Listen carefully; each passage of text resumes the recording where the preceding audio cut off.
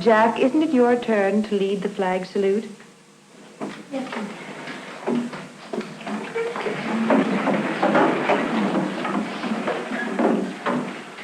I pledge allegiance to the flag of the United States of America and to the republic for which it stands, one nation, under God, indivisible, with liberty and justice for all.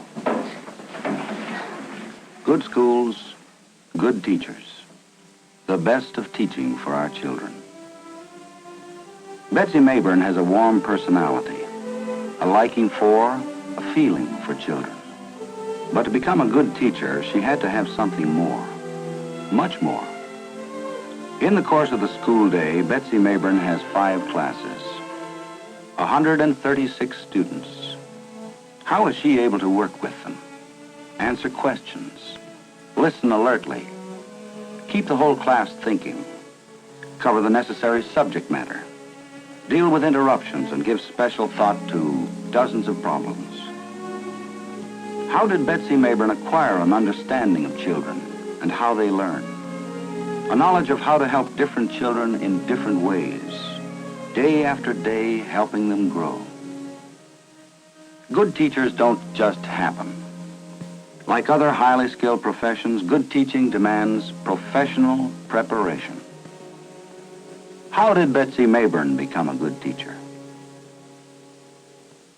In America, there are more than 1,200 authorized universities and colleges for teacher education. Institutions large and small, private and public. These are the colleges that graduate professional, qualified teachers. 100,000 of them every year. These young people are sought out by principals, superintendents, and school boards, aware that they know the subjects they are to teach, that their attitudes and education are professional, knowing that they can teach.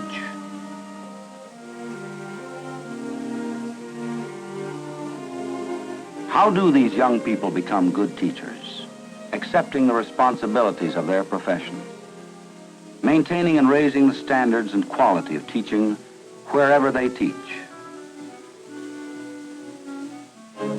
Donna is one of many thousands of young men and women who want to teach.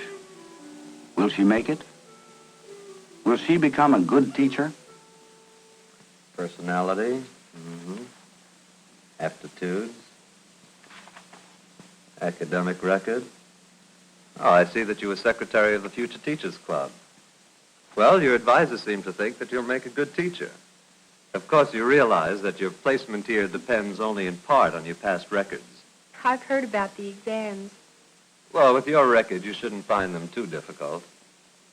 The children need teachers, Donna. They deserve good ones. Preliminary examinations include English, math, science, history, and social studies. All of these applicants have qualifications which might help them become good teachers. Examinations help classify and select the best. Then there are further psychological and aptitude tests. Health, both mental and physical, is vital to alert teaching. And any speech defect is spotted for study and correction. Any more than they see their own faces. There is not even a looking glass for the voice. Of course, there is something audible to us when we speak, but that something is not our own voice as it is known to all our acquaintances. All right. Well, I'm sure that you'll agree that a teacher's voice should be warm and versatile and encouraging, and your voice is. And yet firm when it's necessary to be firm. Well, it's a bit thin, but I'm sure our speech course will help you achieve more depth. All right? It's a good voice. English, history, mathematics, psychology, economics, science, languages are the main part of Donna's studies. But what is the extra added quality that will make Donna a teacher? It begins in the way these students approach their subjects. In all her classes, Donna sees that the students are teaching and learning from each other. Government. And now we're going to take up the third type of government. We'll look at the structure and a few of the advantages and disadvantages of this type. This is known as the city manager plan. In this, the voters actually elect their council, and the council, in turn, chooses the city manager. This city manager is responsible for all the... This constant awareness of teaching skill, her alertness to the manner of teaching, as well as the subject matter, is Donna's first step in learning to teach. Donna's objective is to help others learn. Up to this point in our study of human circulation, we have been following the pathway of the blood around the human body as it carries materials to and from the functioning organs of the body. Now, a serious problem arises. Well, now I'll try to illustrate the problem and let you see how it's solved. Now, don't laugh at this outline. Somewhere there's a human being that looks like this, believe it or not. Might be even one of you. In every college, there are outstanding professors, teachers whose knowledge and enthusiasm for their subject, their lively, alert personalities, their creative, inspirational teaching makes them unforgettable. Well, it's very simple. There are two little flexible flaps constituting a one-way valve here. One way because they yield to allow blood to move posteriorly into the ventricle, but when the blood is put under pressure here, these close, forcing the blood to leave through the normal channel with undiminished pressure. Now your laboratory material lets you see these one-way valves in operation.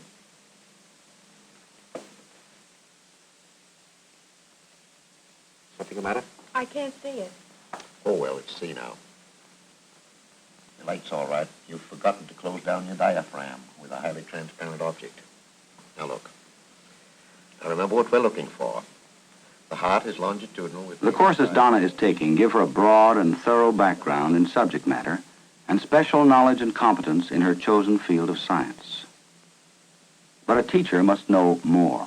No two individuals are exactly alike, not even identical twins. These individual differences help us to understand why children in a family with the same father and mother may react differently to guidance. One child to one method, a brother or sister to another method. Such knowledge and understanding will help Donna understand individual children, their characteristic patterns of growth, the basic dynamics of how they learn.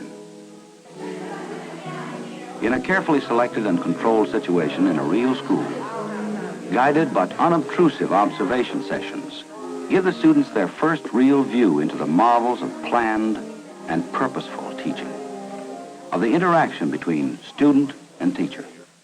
Now we're going to study what are some of the things that are present in the air. What is the air? Here's Jimmy, 13, a squirmer, growing so fast he doesn't quite know what to do with his arms and legs.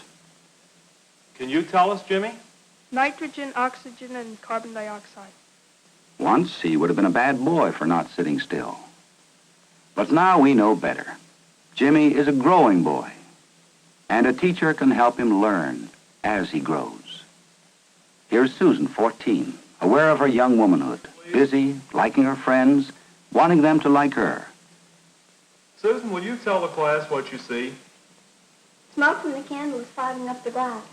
Black smoke is causing white fog in the glass. Now look at it.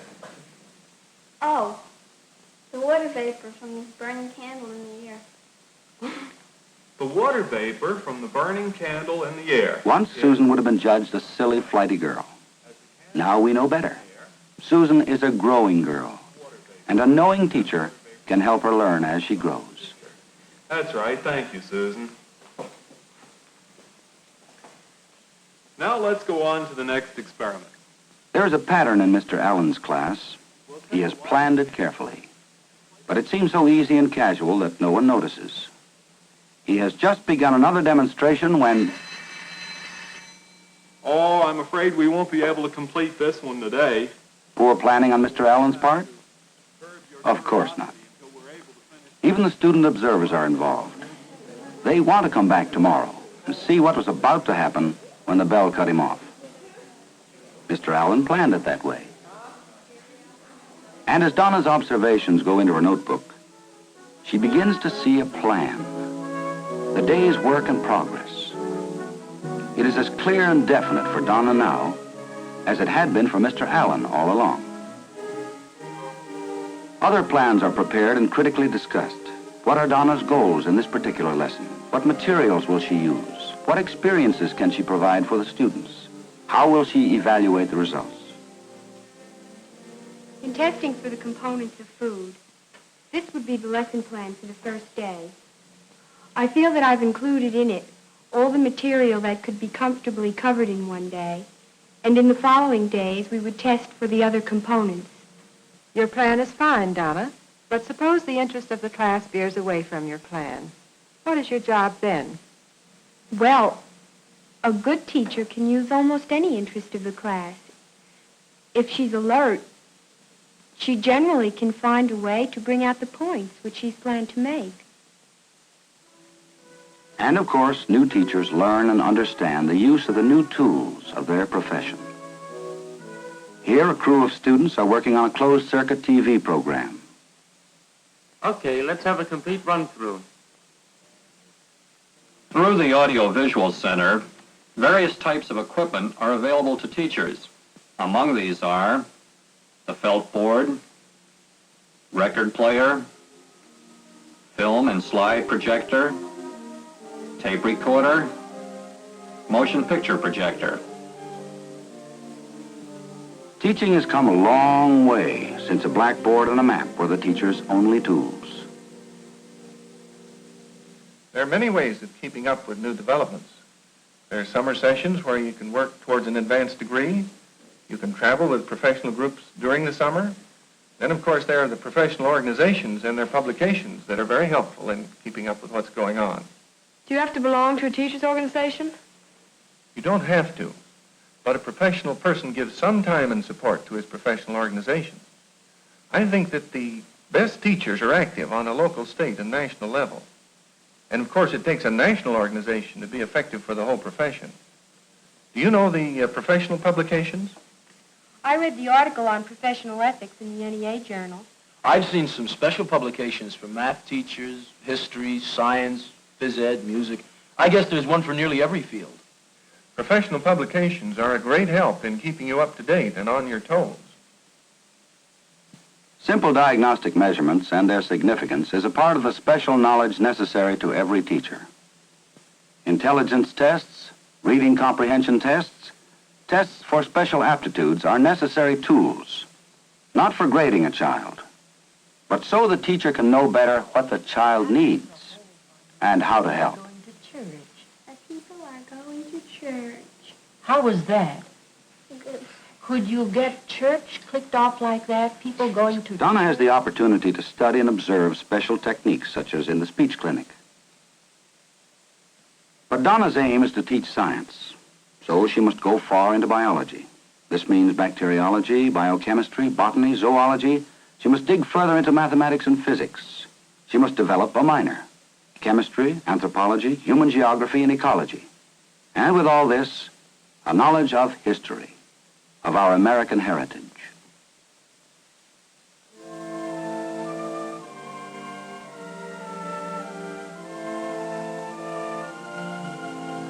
All young teachers look forward to actually working with children. Donna's first real chance comes with a science class field trip at a school camp, where students see and touch the many things they study. This is Timmy. Does anybody know what kind of animal he is? It's a raccoon. He's like a coonskin cat. You can pet him if you want to. Oh, he's... Timmy's a very young raccoon. When he gets older, he won't be as gentle, and he might bite or scratch you. Can I hold him? Sure, if you want to, but hold him gently. And don't make any quick movements that might scare him. Oh, that's cute.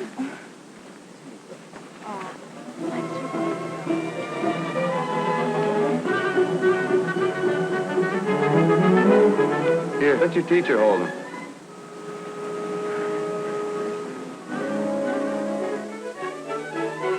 Donna had to be brave about that raccoon.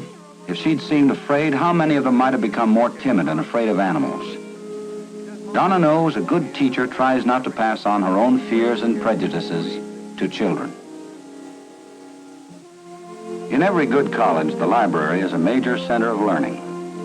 Donna uses it with easy familiarity as one focal point of her college life.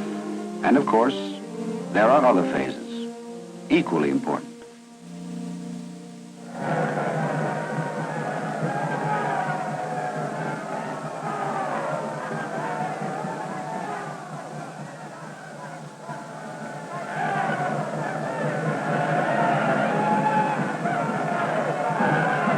Games, rallies, dances, pool sessions in the dorms, talk over coffee and cokes.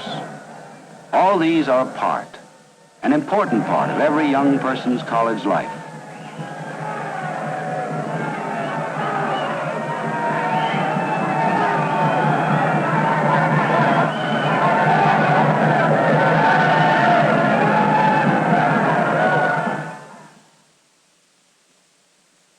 I can't help but notice that as seniors, you all seem pretty confident of yourselves. Well, as a matter of fact, you do understand more than you realize now a lot of the things which we've studied.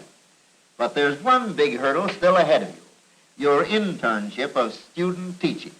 Without that, without successfully completing a period of real teaching, no one can be certified as a professional teacher. Well, you'll be working under careful supervision. As a matter of fact, you'll meet your supervising teachers when you visit the schools next week. They've been carefully selected. They know and understand what we're trying to do here at the college. They'll want to help you. So don't be afraid to ask questions. Find out about conditions in the community. Go to a meeting of the Teachers Association. And when you start to teach, be sure that your progress reports are kept up to date. Where are you going, Fran? I'm going to Rosedale, a big new consolidated school. I've got Springfield with only 200 kids. Well, keep your eyes open and your mouth shut and don't try anything new. I hear Eddie's going to teach some speech courses. Eddie! How do you feel about this practice teaching? Scared? Me? Of course not. I'm the girl that isn't afraid of anything. Remember the raccoon? I'm scared stiff.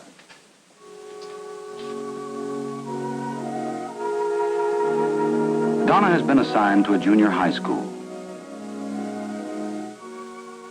A fine new building with everything a teacher needs for her work. Such a building and facilities prove that the people of the community care about their children.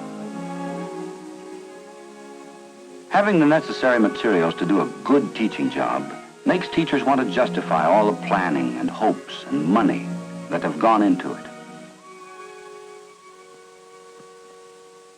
Mr. Adams? Good morning, Donna. Getting settled all right at the Ellards? Oh, yes. I like them very much. Mrs. Ellard should be a big help in getting acquainted. 3 children of her own. She's very active in community affairs. She asked me to go with her to the parent-teacher meeting tonight. Good. I'll be there, too. We want our parents to see what our student teachers look like. And you'll see how much a good PTA can do for a school.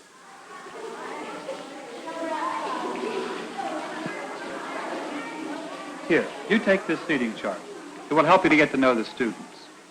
Just observe for a day or two. Get the feel of things. Then we'll get down to brass tacks.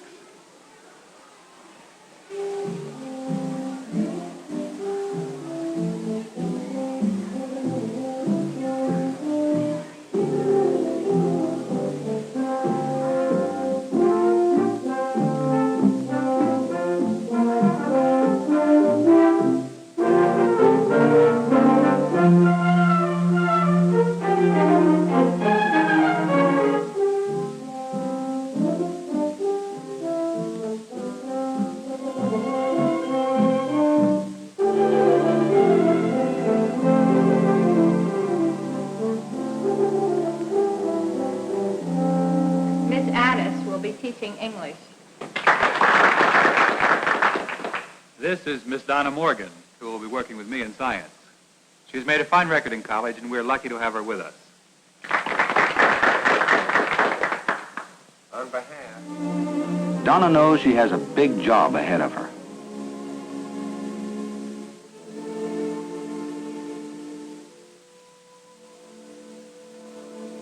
Can I do it?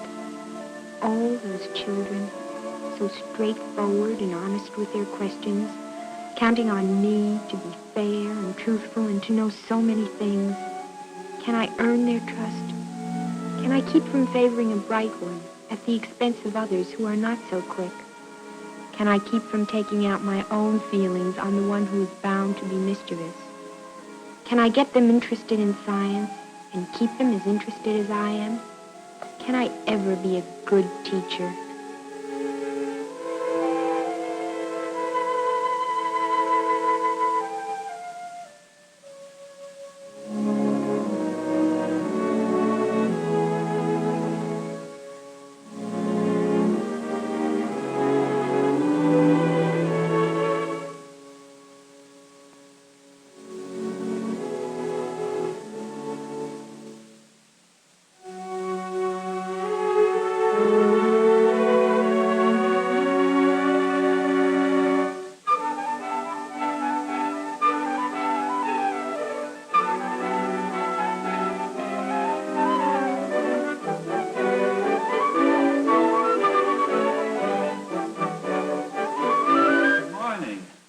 You're here bright and early. Well, I was just, I know.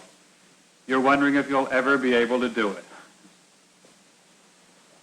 I can still remember my own student teaching days, believe it or not.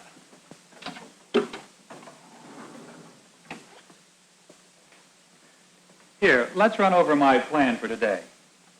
It's a little sketchy, I'm afraid, but I think you'll be able to understand it. A plan for learning. Mr. Adams has given Donna something familiar. Donna knows how to make one, how to use it. The college has put firm ground under her feet. You can follow what's going on. But won't you? Oh, I won't need it. You can't teach without a plan, you understand that. But when you've been at it for a while, you won't need a piece of paper.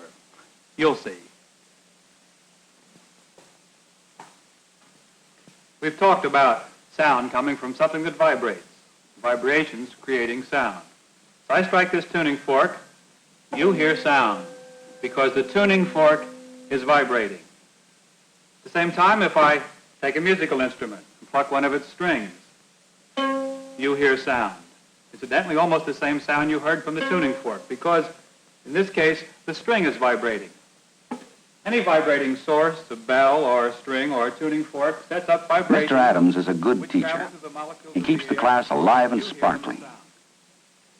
I'd like you to see another way that we can create sound through vibrations. This time, vibrations in columns of air. Here we have test tubes partly filled with an orange-colored liquid. You jazz fans may think of blue notes in music. See if I can create for you some orange-colored notes. At any rate, I'm going to blow across these test tubes.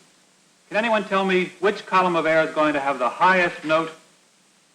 John, what do you think? The one with the shortest column of air. John says the one with the shortest column of air will give us the highest note. Let's see if he's right.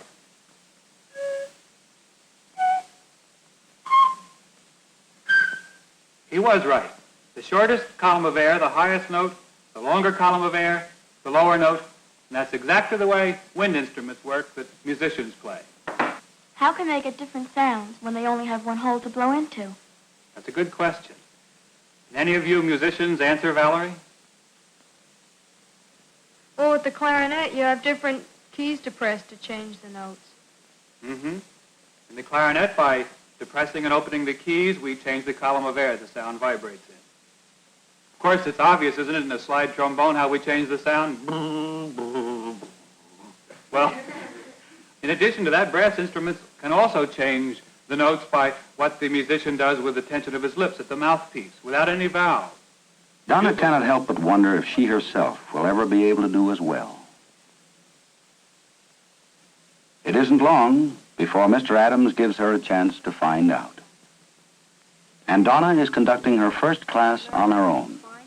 Her own plan, her own full responsibility. If you've ever been to a track meet of which one of the events has been a 100-yard dash. Well, generally, the starter has a gun, uses a gun to begin the race. Now, if you were timekeeper, would you start your stopwatch when you heard the gun or when you saw the flash from the gun?